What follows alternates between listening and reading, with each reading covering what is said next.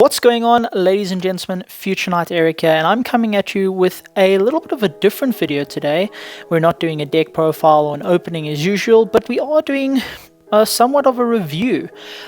Today we're going to be having a look at all the different accessories that I use when I'm playing Yu-Gi-Oh, both at a competitive level and at a local level. Having played the game for 5 years, I've definitely experimented with different kinds of accessories. Accessories meaning, mats, deck boxes, sleeves, and files and so on. And I just thought I'd quickly do a little video to show some of them off and also just give my thoughts on some of the accessories for players that might be getting into Yu-Gi-Oh or who already are, veterans in the game and just want to up their accessory game and take care of the cards, because when you take care of the cards will end up taking care of you. And that's how I like to look at it, at least. If you respect something, it'll respect you back. This video is not sponsored. However, most, if not all, of the accessories that I'm about to show you today can be bought at your local OTS store. My local OTS is, of course, AI Fest. That's where I play locals every weekend, so definitely have to give a huge shout out to them. I got most of the stuff in this video, like I said, from them, aside from one or two things. As you can see, this did not come from them, unfortunately. This came from overseas, but I'll explain a little bit more about that when we get into the review. And if you want to pick up anything that you see in this video, I would definitely suggest looking up AI Fest, looking at their online store, and I'll leave links in the description to all of those sites. Now, without further ado, I suppose we can just get into it. So what you're seeing in front of you right now is a Gem Accessories DekTech deck box. Now, Gem Accessories is very well known internationally for creating some of the most beautiful and high-end deck boxes. I was very, very lucky to get my hands on this one, which is the DekTech Misa. It's definitely, as you can see, based off of Death Note. On the front here, we have the 5 first rules of the Death Note, and you'll see some beautiful art on the inside as well. This deck box is absolutely phenomenal. This is probably going to be my main deck box for as long as I can foresee. And as you can see, it's beautiful stitching here, and I thought I'd just show this off before I get into what I've been using before obtaining this, which I recently got after my family has come back from overseas. So as you can see, it's an absolutely beautiful deck box. It opens up like this with magnets, and there you have it. We've got some absolutely beautiful art here. A little bit raunchy, a little bit more on the adult side, but nothing too crazy, nothing that Digimon or some of the other TCGs don't play around with. And absolutely beautiful. This is that more felt material, so it just doesn't have that gloss, which is absolutely beautiful. It means you can take in all of the art. And you can see here we've got the 3 different compartments. We've got the main deck compartment here. We've got an extra compartment here. I'm guessing this is for, when you make your trades or if you have ideas for your deck. In fact, from my Labyrinth deck profile, my updated Labyrinth deck profile, these are a couple of the cards I'm considering putting back into the deck or switching out for them to the deck. So I'm just keeping them here already sleeved up, ready to go, just in case I want to do that switch out before any one of our tournaments. You'll also see here there is a dice tray. It opens up like this. Great magnet here to hold it to that extra compartment. Also magnets that hold it closed. And inside, I suppose this is appropriate, we have our dice here. These dice were gifted to me by my teammate and good friend Byron from Team Based Cooking. These are the Mana Moon Live Twin exclusive metal dice. Absolutely stunning. They're pretty much the only dice I use. A lot of the stuff that I try and use is unique to both what I like and also in the way I acquired them. And instead of just keeping them, safe and mint for, I don't know what, for resale, I'd rather use them. So you'll see there's maybe 1 or 2 chips on these dice because I actually actively use them. I don't really believe in buying things to then not get your full enjoyment out of them, unless you're buying it solely for investment, which of course, it's a different story. So these are these Mana Moon dice. I hope you can see, hope it's focusing nicely. So each one has a number except for 6. 6 doesn't have a number, and these are metal, very heavy. get a lot of compliments about how heavy they are whenever somebody picks them up to roll. And yeah, so this will be my main deck box, probably for the foreseeable future. Inside here, we've got my favorite deck of all time. Obviously, Labyrinth. I should have profiled this not too long ago. This is the post-ban list. I know we've had the ban list for quite some time, but I might as well show off and speak about the sleeves that I use when playing. So we've of course got our metal field center here. This came from the same Live Twin special edition from Mana Moon with the oversleeve here, which I thought was appropriate. We've got the back side there. This is number 118 out of 800. Only 800 of these in the world. Pretty awesome. And then for sleeves, well, we've got one extra here. This is the Mana Moon Rose oversleeve. Random extra one I got. Not sure from where, but I'm just using it for the token with the normal black sleeve there. And then moving on to our sleeves. If you are a fan of the channel, you will know that I pretty much exclusively use the pink sleeves. I have no idea why, besides the fact that I'm really fond of the color. But yeah, these are the Dragon Shield pink that are being overlaid with the Dragon Shield clear matte.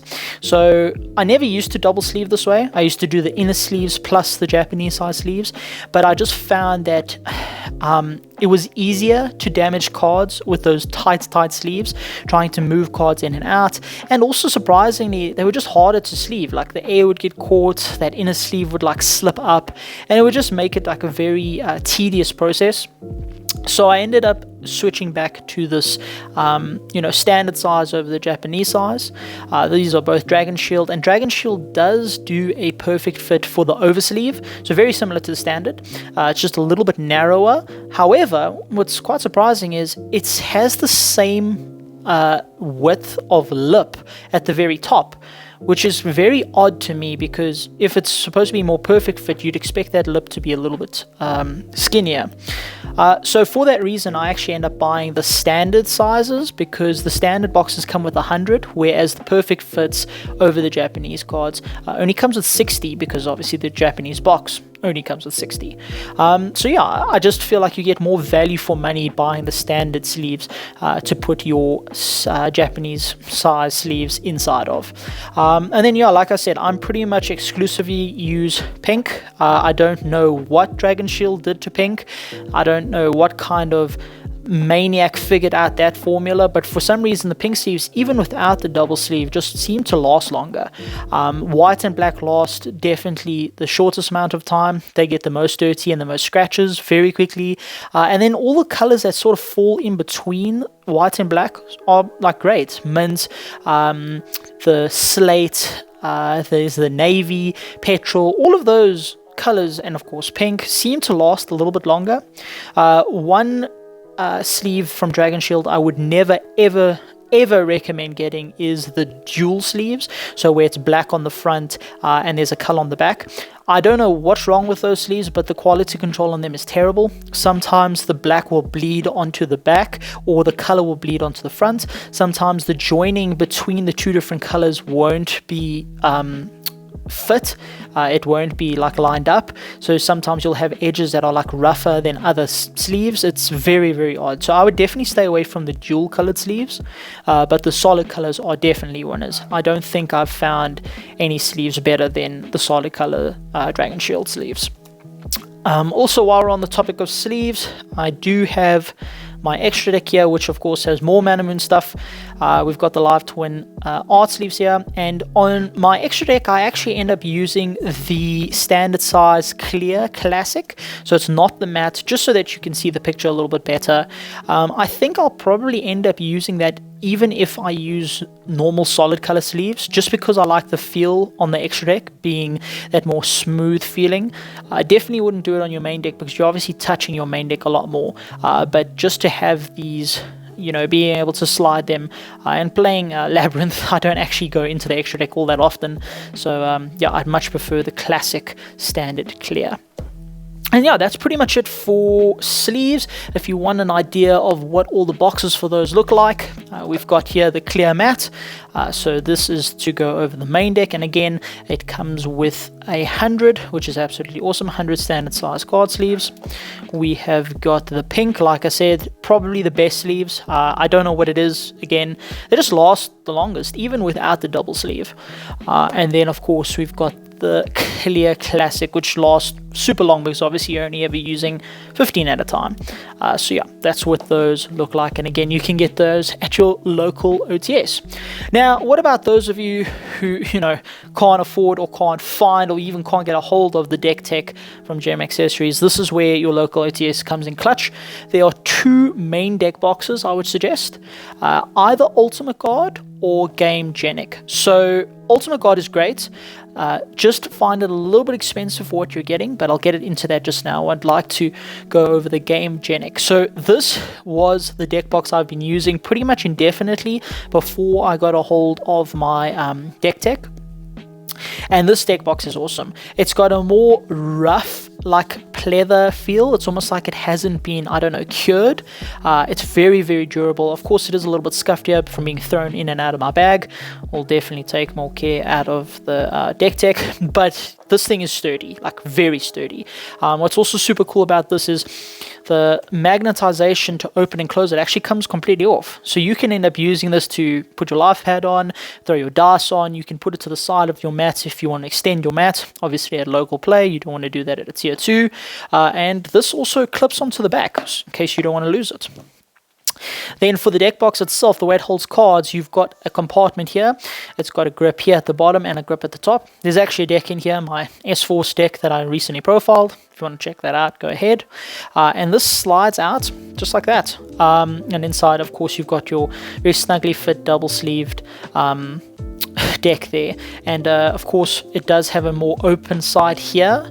And then what I'll end up doing is when I'm playing, I will take out my deck, leave the side deck in the deck box, and I'll actually just slide it in like this, and then I'll have access to the side deck that way, and it keeps it nice and snug. So yeah, this deck box, for bang for your buck, this is probably the best deck box value for money wise. It also has a dice compartment. Again, this piece does come off. This piece is a little bit more useless. You're probably not going to use it for much. Clips on the back, and again you can just slide it out, and it actually fits 9 of the official Konami dice absolutely perfectly. So that's pretty cool, and of course it'll fit your normal size dice as well. So that just slides in. Usually I'll just plonk it on top, and then you have easy access to your dice. So yeah, Gamegenic, definitely my number one recommendation for bang for your buck. You're getting very high quality stuff for, you're paying a price, but not as high as you would expect. Absolutely insane.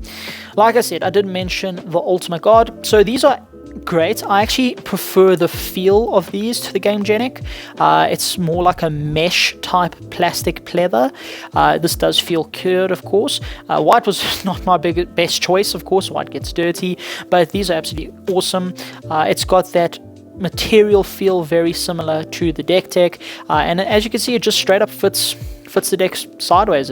That's all it's got. No dice tray, but these are awesome. I know there's also a lot of compatibility with other Ultimate Guard stuff, so like the bigger boxes, you can like slide these in and keep it all separate. And when you get to that sort of level, Ultimate Guard probably has the most accessories and the most different options, but yeah, I just haven't used these for a while. I've been using that Gamegenic, and now of course I'm going to be using the DekTech.